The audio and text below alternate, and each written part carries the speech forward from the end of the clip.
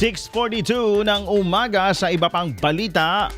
Nakiisa sa pagdiriwang ng araw ng mga magsasaka at mangingisda sa Cauayan City kahapon, ikapito ng Abril, si Senator Win Gatchalian. Ang programa ay bilang bahagi ng Gawa-Gawayan Festival kung saan itinatampok ang pagbibigay pagkilala sa mga Kawayenyong magsasaka at sa kanilang natatanging ambag sa pang-araw-araw na pamumuhay ng komunidad. Sa naging mensahe ni Senator Gatchalian, kinilala niya ang sakripisyo ng mga magsasaka kaya naman nararapat lamang na maibigay sa kanila ang tulong na kanilang kailangan.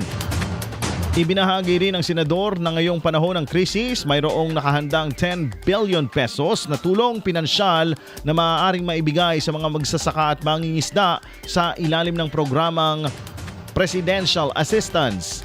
Kung sakali man na tatagal pa ang krisis na kinakaharap, maaari ring imungkahi na doblehin ang nakalaang pondo upang tugunan ang pangangailangan ng mga magsasaka.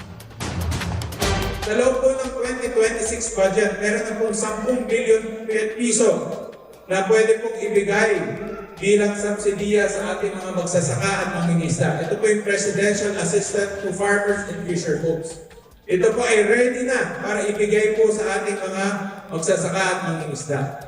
Pero kung tatagal pa ho itong lusot sa gitnang silangan sa Middle East at ahaba pa at tataas pa ang presyo, ang aming mungkahi po ay nagdagan pa doblehin yung Presidential Assistance to Farmers and Fisher Folks mula 10 billion pesos to 20 billion pesos para madagdagan ang tulong na ibibigay ho natin sa ating mga magsasaka at mangingisda. Mga kasama, ang pangako ko ho sa inyo, hindi namin ho kayo pababayaan. Hindi ho namin pababayaan ang ating mga magsasaka at ang ating mga isda. Utang na loob po namin sa inyo na tulungan at siguraduhin na malampasan po natin, sama-sama po natin malampasan itong nararanasan po natin na pagtaas po ng presyo ng labis.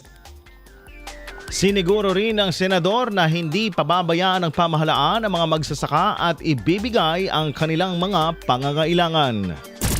IFM News.